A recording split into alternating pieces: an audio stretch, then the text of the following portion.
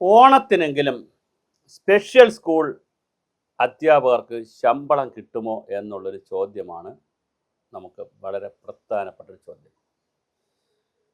അങ്ങനെ ശമ്പളം കിട്ടണമെങ്കിൽ കൃത്യമായി SSAക്ക് പൈസ കിട്ടണം. സമഗ്ര ശിക്ഷാ അഭിയാന് പൈസ കിട്ടണം.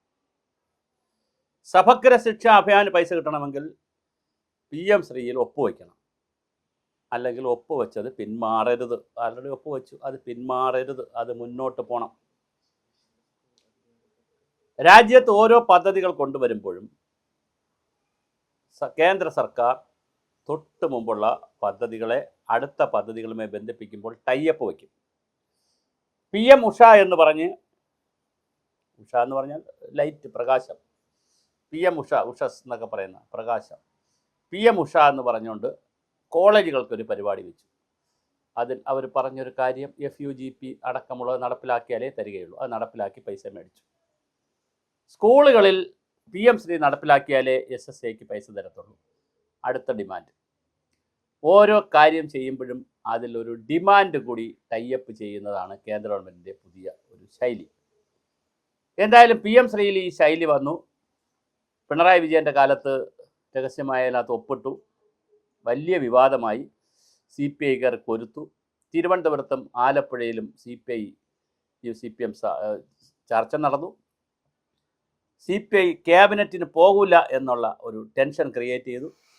CPI രാജിവെക്കുന്നു എന്നൊരു ടെൻഷൻ വന്നു. പുറത്തുനിന്ന് പിന്തുണ കൊടുക്കും എന്നൊരവസ്ഥ വന്നു. വലിയ സംഘർഷത്തിലേക്കാണ് പോയത്. പൊളിറ്റിക്കൽ കോൺഫ്ലിക്റ്റിലേക്ക് പോയി. വ്യക്തി സംഘർഷം അല്ലേ സംഘർഷം എന്ന് പറയും. എന്നാൽ അതെല്ലാം കഴിഞ്ഞു. UDF വന്നു.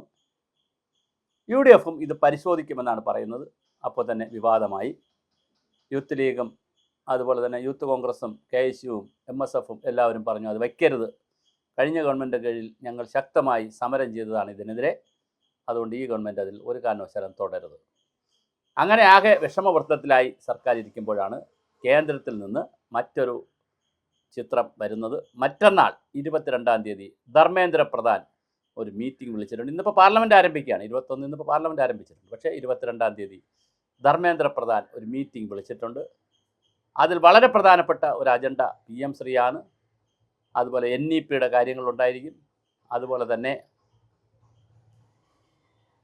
UGC AICTE ഒക്കെയുടെയൊക്കെ മാറ്റം, ഇതെല്ലാം ചേരുന്ന അത് പുതിയ പദ്ധതിയാകുന്നു. ഇതെല്ലാം ചേരുന്ന പുതിയ പരിപാടികളാണ് വരാൻ പോകുന്നത്. അപ്പോൾ ഇങ്ങനെ ഒരുപാട് പരിപാടികൾ വരുമ്പോൾ അതിലൊക്കെ മധുരത്തിൽ കയ്പ് തേച്ചിട്ടുള്ളതുപോലെ, അകത്ത് ചെറിയ ചെറിയ കയ്പ് വച്ചിട്ട് പിന്നെ മധുരം പൊതിഞ്ഞതുപോലെ ഒരുപാട് ഉഡായിപ്പുകൾ ഉണ്ടോ എന്ന് സംശയിക്കപ്പെടുന്ന പദ്ധതികൾ വരുമോ എന്നറിയേണ്ടതുണ്ട്. എന്തായാലും PM ശ്രീയിൽ കേന്ദ്ര ഗവൺമെൻറ് ഒരു സമവായത്തിന് തയ്യാറാണെന്നാണ് തോന്നുന്നത്.